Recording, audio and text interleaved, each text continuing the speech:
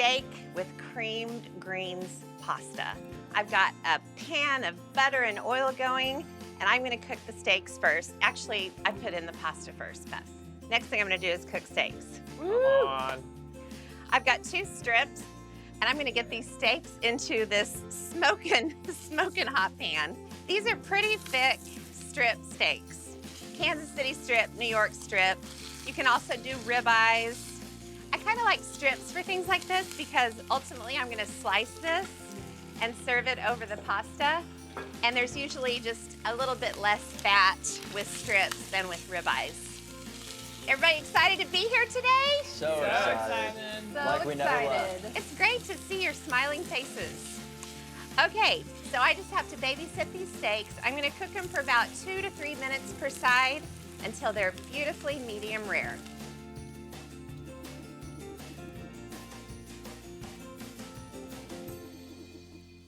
All right, Alex, do you wanna come look at these beautiful steaks? Look, you can kind of see the side. Oh, baby. That it's just that beautiful medium rare. So I'm gonna take them off and put them on a cutting board and let them rest. I love letting steaks rest. And this is so interesting. Your dad does not like letting steaks rest. Well, partially because he wants to eat the steak as soon as it comes out of the skillet. But I've tried for years to tell that man, you gotta let him rest because then the juices all distribute and the meat just looks perfectly cooked when you do. So it's something that Lad and I have not been able to resolve in 25 years. I'll keep you posted on how that's coming. Okay, so right in the same skillet as the steaks, I just added sliced onions and garlic. You wanna look in here, Alex? And it's very important not to clean that skillet because you've got all that beautiful butter and oil in there. Okay, so they're starting to soften because the pan was very, very hot. So I'm gonna add a couple of tablespoons of Tomato paste. And I'm gonna stir the tomato paste into the onions and let it kind of hit the bottom of that pan and start to fry. And then this is a good time to add some crushed red pepper flakes to taste, just depending on how hot you like things to get. Okay, so the tomato paste is totally coating these beautiful onions. You guys ready? We're ready. Oh, yeah. If you were bored before, you're not gonna be now. Woo! So look at this, Alex. This beautiful cast iron pan got so hot that it is already reducing the wine, which is exactly what you wanna see. And so I'm gonna turn the heat down and add the cream. So this is a creamy, luscious, wonderful, flavorful pasta. I've got some kale that I sliced and some collard greens. And basically I just rolled the greens into like a big roll and sliced thin.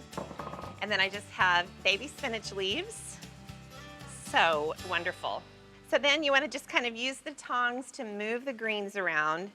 And I love adding greens to hot sauces because they just disappear almost instantly. And now it's time to get the pasta. So, drain the water. And you can use any kind of pasta you want. I'm using fettuccine just because it's kind of big and hearty and it holds up to all those greens and the steak. But really you could do rigatoni if you like short pasta, which my husband does. Lad is so complicated. So then I'm gonna grab a ladle full of the pasta water. And this is just gonna help turn the sauce a little more saucy. And then I have some grated fontina cheese.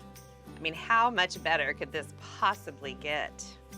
Ah, this looks so good. And what I love about this is it's not like a heavy, creamy pasta. It really wasn't that much cream, but Alex, come in here and look at this. You've got to see the glory. Oh my gosh, that looks so good. Oh. Okay, so I'm gonna slice the steak and let's check the doneness. How does it look? That's how we like it around here. Oh, baby. Yum, Oh. So, slice the steak and put the slices right on top. And it doesn't have to be like in one big neat piece. And then you can do a balsamic glaze if you want. But I got some good old-fashioned steak sauce. Okay. So you just kind of do a little rustic drizzle, otherwise known as kind of a messy drizzle. And then I have some parsley, curly parsley, just to embrace the kind of steakhouse nature. But look, oh, it's beautiful. Looks so good. Steak and creamed greens pasta